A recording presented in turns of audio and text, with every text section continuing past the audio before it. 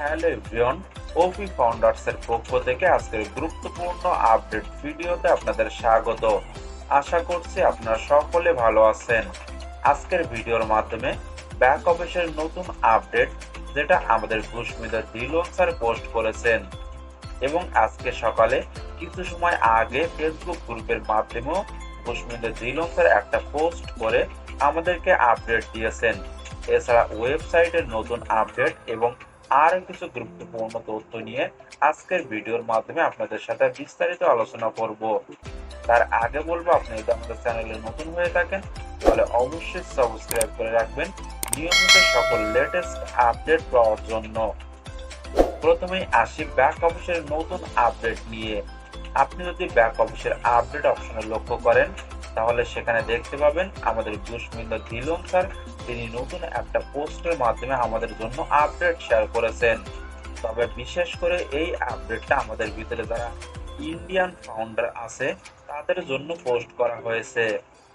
পোস্টে প্রথমেই লেখা আছে, billing information how to update for our Indian founding members.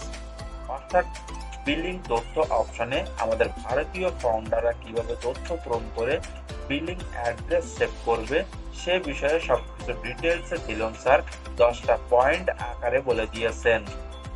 যেখানে প্রথম পয়েন্টে বলা হয়েছে, বিলিং অ্যাড্রেস পূরণ করার জন্য সবার আগে আপনাকে আপনার ওইএস বা ইকোসিস্টেম লগ ইন করতে হবে। দ্বিতীয় ধাপে আপনার প্রোফাইলে ক্লিক করুন এবং প্রোফাইল পেজে স্ক্রল করে একটি নিচের দিকে গেলে আপনি বিলিং অ্যাড্রেস অপশন দেখতে পাবেন।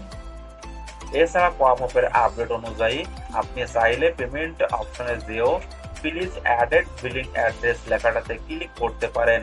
তবে আপনি যদি পেমেন্ট করার জন্য মার্কেট প্লেস থেকে সাবস্ক্রাইব অপশনে বিলিং অ্যাড্রেসে ক্লিক করেন তাহলে আপনাকে প্রোফাইলে নিয়ে যাবে। এবার তৃতীয় ধাপে আপনি বিলিং অ্যাড্রেস অপশন থেকে এডিট বিলিং অ্যাড্রেস লেখার উপরে ক্লিক করবেন এবং এরপরে চতুর্থ স্টেপে আপনি আপনার ঠিকানা লিখুন। যেখানে আপনি ঠিকানা লেখার জন্য মোট 2টা ঘর দেখতে পাবেন, অ্যাড্রেস লাইন 1 এবং অ্যাড্রেস লাইন 2। এখন আপনি এখানে প্রথম ঘরে যদি আপনার বাড়ির নম্বর থাকে তাহলে আপনি বাড়ি নম্বর এবং আপনার গ্রামের নাম লিখুন এবং দ্বিতীয় ধাপে আপনি যে এরিয়াতে বসবাস করেন সেটা আপনি এখানে দ্বিতীয় ঘরে লিখুন। অর্থাৎ আমরা যারা বাংলাদেশ থেকে আছি আমরা এখানে আমাদের ইউনিয়নের নাম লিখতে পারবো। এখন পঞ্চম ধাপে আপনি যে দেশে বসবাস করেন সেই দেশের নাম সিলেক্ট করুন। আপনি যদি বাংলাদেশ থেকে করে থাকেন তাহলে আপনি বাংলাদেশ সিলেক্ট করবেন, আর যদি ইন্ডিয়া থেকে করে থাকেন তাহলে আপনি ইন্ডিয়া সিলেক্ট করবেন। এরপরে 6 নম্বরে আছে স্টেট প্রভিন্স অ্যান্ড রিজন। অর্থাৎ এখানে বিভাগের নাম বা রাজ্যের নাম বা প্রদেশ বা অঞ্চলের নাম যেটা আপনার আছে সেটা আপনি লিখবেন। অর্থাৎ আমরা যারা বাংলাদেশ থেকে আছি আমরা এখানে আমাদের বিভাগের নাম, যেমন ঢাকা বিভাগ, খুলনা বিভাগ, রাজশাহী বিভাগ, এমন আপনি যে বিভাগে বসবাস করেন আপনি সেটা এখানে সিলেক্ট করবেন। এবং যারা ইন্ডিয়া থেকে আছেন তারা এখানে রাজ্য বা প্রদেশের নাম, যেমন দিল্লি, গুজরাট, আসাম, উত্তরপ্রদেশ, ওয়েস্ট বেঙ্গল, এমন ভাবে আপনার যেটা আছে আপনি সেটা সিলেক্ট করবেন। আপনার যে রাজ্য বা প্রদেশ বা যে বিভাগের নাম আছে সেটা সার্চ করলে চলে আসবে। এরপরে সপ্তম ধাপে সিটি অর্থাৎ আপনার শহর বা জেলার নাম লিখুন। এরপরে অষ্টম ধাপে জিপ বা পিন কোড অর্থাৎ আপনার যে জিপ কোড বা যে এরিয়া কোড আছে সেটা আপনি এখানে লিখবেন।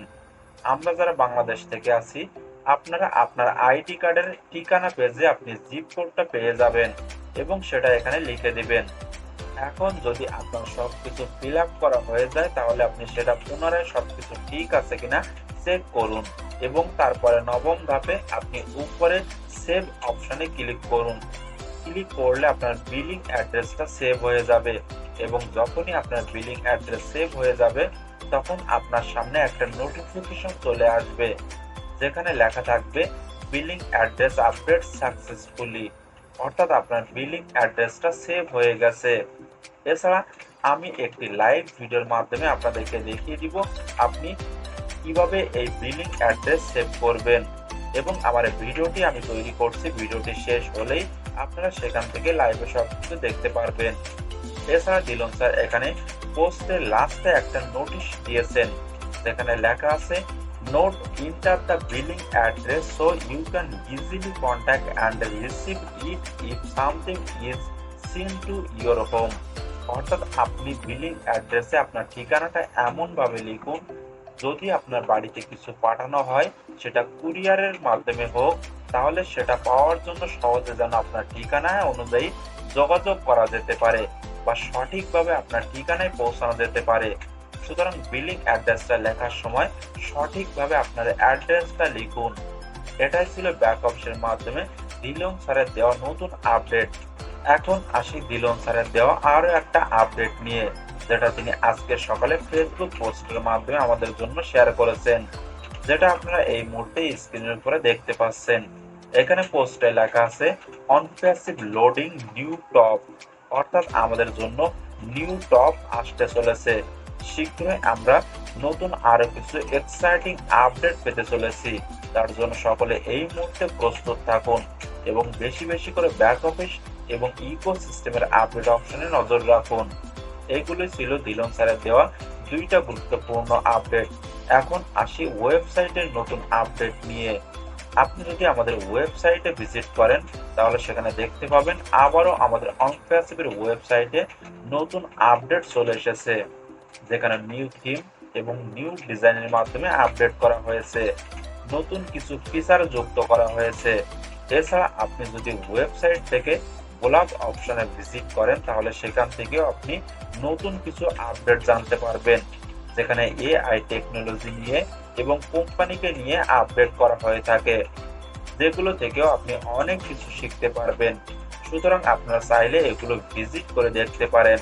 এছাড়া আপনি যদি মার্কেট প্লেস থেকে ও কানেক্ট এক্সটেনশন ডেটার দিকে লক্ষ্য করেন, তাহলে সেখানে দেখতে পাবেন আবারও আমাদের ও কানেক্টের নতুন 10 দিনের এক্সটেনশন দেওয়া হয়েছে, যেটা আমার ও কানেক্ট এক্সটেনশন ডেট অনুযায়ী আগামী 1 জুলাই তারিখে শেষ হবে। আপনি আপনার ইকোসিস্টেম লগ ইন করে মার্কেট প্লেস থেকে আপনার এক্সটেনশন ডেটটা দেখে নেবেন। আশা করি সকল কিছু বোঝাতে পেরেছি। এছাড়া নতুন কোনো আপডেট আসলে আমি অবশ্যই আপনাদেরকে জানিয়ে দিব। তার জন্য আপনি যদি আমাদের চ্যানেলে নতুন হয়ে থাকেন, তাহলে অবশ্যই সাবস্ক্রাইব করে রাখবেন নিয়মিত সকল আপডেট পাওয়ার জন্য। সকলে ভালো থাকুন এবং সুস্থ থাকুন। দেখা হচ্ছে নেক্সট ভিডিওতে।